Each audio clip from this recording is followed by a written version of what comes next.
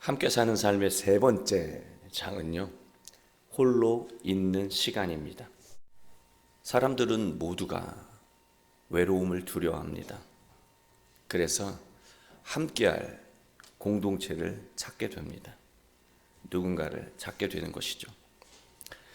저자는요, 교회에도 외로워서 찾아온 사람들이 많이 있다고 말합니다. 그러나 저자는 단호하게 말합니다.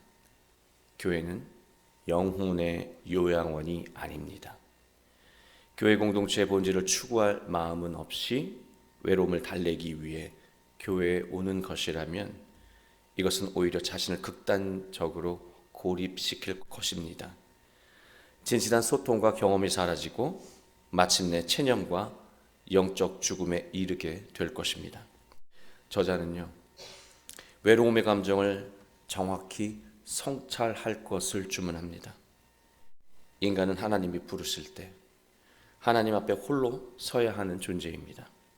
하나님이 부르심에 홀로 답해야 하고, 홀로 싸우며 기도해야 하고, 홀로 죽음을 맞이하며 홀로 하나님 심판대 앞에 서야 합니다. 그것이 하나님이 창조하신 인간의 실존입니다.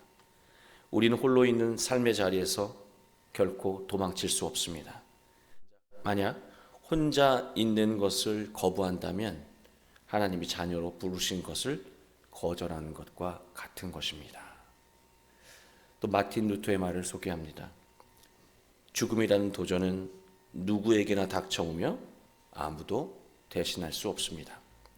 모두가 죽음과 맞붙어 홀로 외로이 서서 자신만의 싸움을 싸워야 합니다. 그 순간에 나는 여러분과 함께 할 수 없고 여러분도 나와 함께 할 수 없습니다. 인간에게 외로움, 홀로 있는 시간은요, 선택하는 것에 따라 벗어날 수 있는 것이 아니라 누구나 받아들여야 하는 필연이라고 말합니다. 우리가 살면서 외로움을 느낄 때, 세상 홀로인 것 같은 감정을 느낄 때 벗어나려고 발버둥 칠 일이 아니라는 거예요. 실제로는 혼자가 아니기 때문입니다. 예수님은 나를 부르셨고 여러분을 부르셨습니다. 그리고 지금도 나와 함께 하고 계시고 여러분과 함께 하시고 또 앞으로도 함께 하실 것입니다. 역설적으로 외로움이라고 하는 이 감정은요, 예수님이 나와 함께 하신다는 사실을 더욱 강하게 느끼게 만드는 감정이라고 하는 거예요. 따라서 우리가 외로움을 느낄 때 벗어나려고 애쓸 것이 아니라 우리는 예수님과 함께 홀로 있는 법을 배워야 하는 것입니다. 교회가 우리에게 주는 유익함 중에 하나가 있습니다. 그것은 건강한 영적 상태로 홀로 있는 법을 깨닫게 하는 데 있습니다. 사람은 지독한 외로움을 느낄 때 비로소 자기 자신에게 집중하게 되기 때문입니다. 외로움이 자신을 돌아보게 만드는 성찰의 출발점이 되는 것이죠. 오늘 말씀 32절을 보시면 그 과정을 극명하게 보여주는데요. 32절을 읽어드리겠습니다. 그들이 겟세마네라는 곳에 이르매 예수께서 제자들에게 이르시되 내가 기도할 동안에 너희는 여기 앉아 있으라 하시고, 겟세마네라는 이 지명 이름은요, 그 뜻이 기름 짜는 틀이라는 뜻입니다. 이 겟세마네라는 이 지명이 바로 예수님의 영적인 상태를 그대로 대변하는 거예요. 예수님은 다가오는 죽음 앞에서 고통과 아픔을 짜낸 것 같은 괴로움을 느끼신 것입니다. 예수님의 괴로움은 바로 외로움이었습니다. 35절 말씀을 보시면 이런 구절이 나와요. 예수님은 제자들이 있는 곳에서 조금 나아가사라고 말하고 있습니다. 예수님은 제자들과 함께 하셨지만 죽음 앞에서 철저히 혼자셨습니다. 조금 나아가사라고 하는 이 구절이 가지고 있는 그 깊은 의미가요, 제자들은 가깝지만 먼 존재였다라고 하는 거예요. 제자는 늘 예수님 곁에 있었지만 그들은 먼 존재였다라고 말하고 있는 것입니다. 여러분, 이런 일은요, 예수님과 제자 사이에서만 일어나는 일이 아닙니다. 오늘날 우리 일상 속에서도 빈번하게 일어나는 일입니다. 저는 지금까지 살면서 잊을 수 없을 정도로 심하게 고요를 앓았던 적이 있습니다. 그때 제 아내는 제 곁에서 저에게 이런 말을 했습니다. 조금만 참았다가 아침에 병원을 갑시다. 저는 너무나 서운하고 속상했습니다. 예수님 그 심정하고는 비교할 수 없겠지만 예수님의 심정이 아마 이런 외로움이 아니었을까. 난 이렇게 아파 죽겠는데 이 아픔을 아무도 모르는 거예요.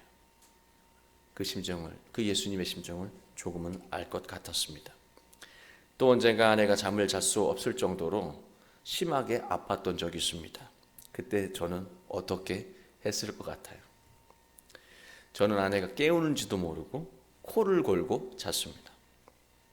아마 이때도 제 아내는 저처럼 외로움의 그 심정, 예수님의 그 심정을 조금은 느끼지 않았을까, 그런 생각을 해보게 됩니다. 이처럼 우리가 크고 작은 외로움을 느끼는 순간에 우리는 더는 원망의 대상을 찾을 필요가 없습니다. 어떤 상황에도 우리와 함께 하시는 예수님이 있기 때문이죠.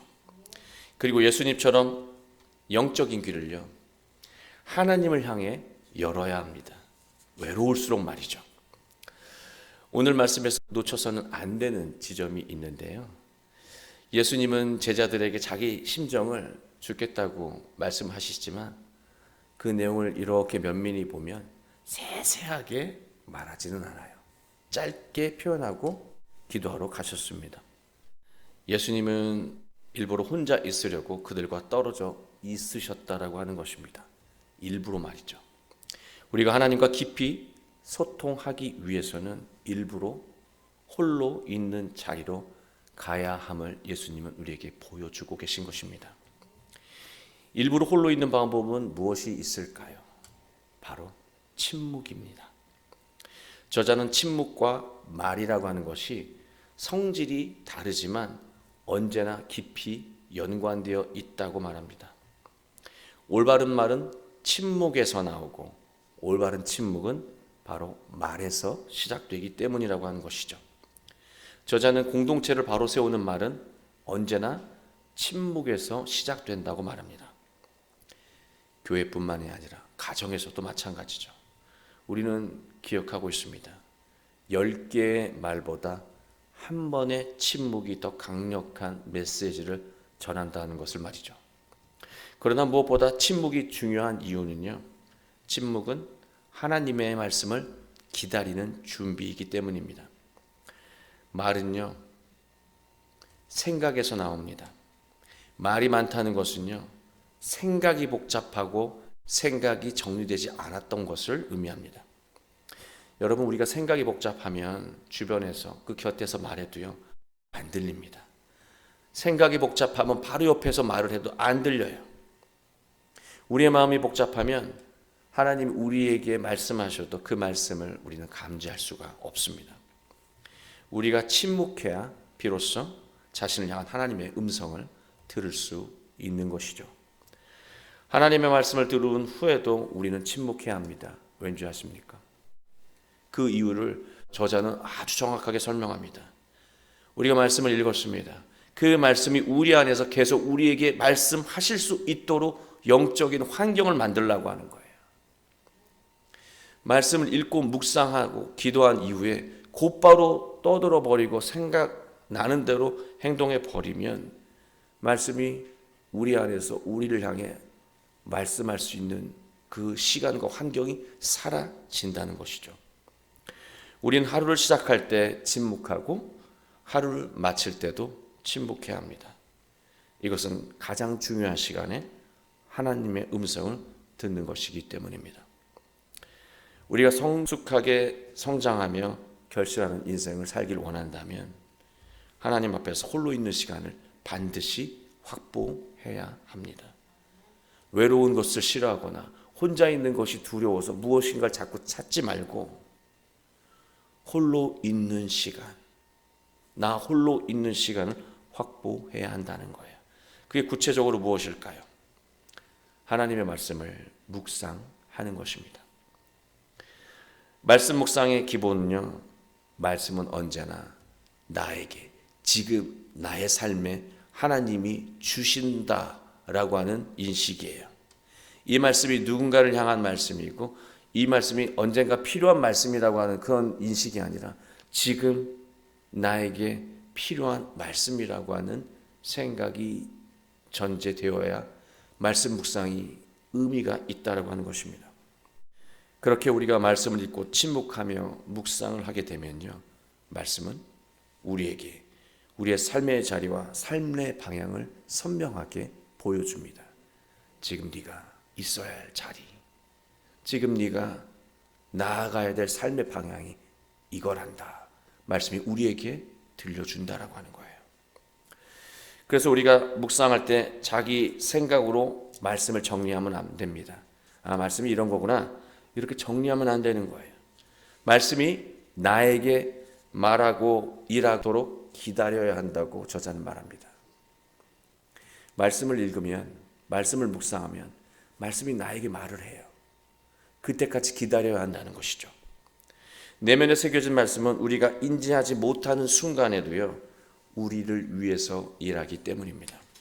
저는 이 대목에서 참 많은 것을 깨달았습니다. 우리가 살면서 그때 읽었던 말씀, 이 말씀대로 살아야겠다, 이런 상황도 있겠지만 말씀이 지금 내 삶을 변화시키고 말씀이 지금 내 말투를 바꾸고 말씀이 내 감정을 치유하고 있는 것을 내가 정확하게 인지하지 못해도요, 말씀은 계속해서 일하고 있다라고 하는 거예요.